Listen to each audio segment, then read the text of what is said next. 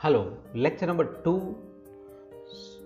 chapter number 2, slope and deflection, જેની અંદર આપણે વાત કરવાના છીએ સિમ્પલી સપોર્ટેડ બીમ અને પોઈન્ટ લોડ હોય ત્યારે કઈ રીતે આપણે કાઉન્ટ અથવા તો કેલ્ક્યુલેશન કરવાનું છે અને ડેટાને કઈ રીતે ઇન્ટરપ્રેટ કરવાના છે, ડેટાને સમજવાના છે.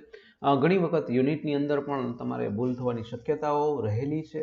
તો જોતા જઈએ લેક્ચર નંબર 2 ની શરૂઆત કરીએ. Simply supported beam with point load. Simply supported beam છે, 5 મીટરનો સ્પાન છે, 120 બાય 200 નો એમની પાસે શું છે, સાઇઝ છે.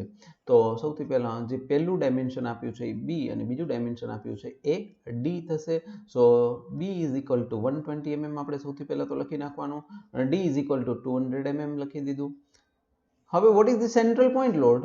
તો કેપિટલ ડબલ્યુ એટલે કે પોઈન્ટ લોડની વેલ્યુ યા તો ડબલ્યુ લખો યા તો પી લખ્યો, તમે ગમે એ લખી શકો છો. યુનિટ એના નોટેશનથી કંઈ આપણે ફરક પડવાનો નથી. We applied to have the maximum deflection 8 mm. તો ડિફ્લેક્શનની વેલ્યુ તમને છે એ આપવામાં આવેલી છે 8 mm. યંગ્સ મોડ્યુલસની value that is E equal to 2 into 10⁵ newton પર mm સ્ક્વેર આપવામાં આવેલી છે. હવે સૌથી પહેલું સ્ટાર્ટઅપ ત્યાંથી જ કરવાનું છે. તમને ખબર હોવી જોઈએ કે સિમ્પલી સપોર્ટેડ બીમ હોય તો પોઈન્ટ લોડની વેલ્યુ હોય તો તમારું ડિફ્લેક્શનની ફોર્મ્યુલા શું? તો ડિફ્લેક્શન ફોર્મ્યુલા આવશે WL⁻³ 48 EI. તો WL ની 3 ઘાત 48 EI 2-4 વખત તમે લખશો એટલે યાદ રહી જશે. હવે આપણો ટાર્ગેટ છે અત્યારે W ફાઇન્ડ કરવાનો. તો W ને એક બાજુ રાખું છું, 48 સાથે ડેલ્ટાને મલ્ટીપ્લાય કરું છું, સાથે EI પણ જોડાશે અને L³ તમારા ક્યાં આવશે? નીચે આવશે. તો હવે આપણે ખાસ ધ્યાન એ રાખવાનું છે, લેન્થ છે એ 5 મીટર આપી છે, પરંતુ એને mm કરવી પડશે, યુનિટમાં ક્યાંય ભૂલાય નહીં. તો 5000 mm તમારી લેન્થ બનશે, એટલે કે નીચે જે વેલ્યુ આવે છે એ સૌથી પહેલા ચેક કરી લો. ત્યાર પછી ડેલ્ટા છે એ 8 mm એઝ ઇટ ઇઝ રાખું છું. Young's modulus 2 into 10⁵. I એટલે શું? I એટલે ઇનર્શિયા, અને ઇનર્શિયાને આપણે લખીએ છીએ 1/12 BD ક્યુબ સાથે. તો 1/12 બી છે એ તમારા સૌથી પહેલા ડાયમેન્શન આપ્યું હતું, એ આપ્યું છે 120 આઈ થિંક 120, અને એની સાથે ડેપ્થ આપેલી છે 200. તો પાવર રેસ ટુ 3 આનો આન્સર મળે છે 8 ઇન્ટુ 10⁷. એક વખત તમે તમારા આન્સર ચેક કરી લેવો.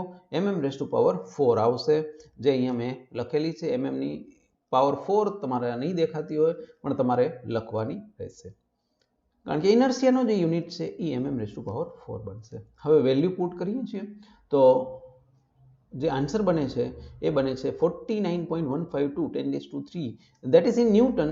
સો કિલો ન્યૂટનમાં અગર આન્સર લખવો છે તો આ છે તમારો 49.15.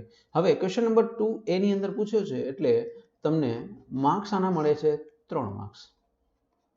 તો 3 માર્ક્સ માટે મને નથી લાગતું કે આમાં કંઈ ઘણી મહેનત જેવું છે. ઇક્વેશન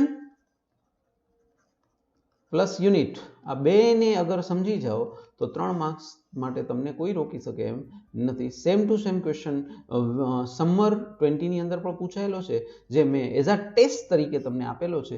તો હોપફુલી તમે એને જલ્દીથી જલ્દી કાઉન્ટ કરી, જલ્દીથી જલ્દી તમે એને કેલ્ક્યુલેટ કરી અને તમારા આન્સર્સ એ જ એપ્લિકેશનની અંદર તમે ફોરવર્ડ કરી શકો છો, અપલોડ કરી શકો છો. તમારા નોટબુકના પેજને ફોટો પાડીને તમે ત્યાં નાખી શકો છો.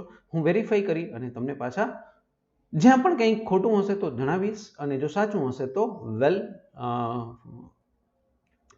તો સ્ટીલ કંઈ ડાઉટ છે તો પોઈન્ટ લોડ માટે તો તમે થ્રુ ધી ચેટ તમારા ડાઉટ્સ મોકલી શકો છો. બાકી પોઈન્ટ લોડ સાથે જ્યારે પણ આપણે સિમ્પલી સપોર્ટેડ આપેલું હોય આટલી જ વસ્તુ કરવાની રહે છે. બીજું કંઈ કેસમાં તકલીફ જેવું લાગે એવું નથી. તો હોપફુલી સમજાઈ ગયું હશે, અને થ્રુ કંઈ ચેટની અંદર કોઈ બી ડાઉટ છે તો તમે તમારા ડાઉટ્સ મોકલી શકો છો. Thank you.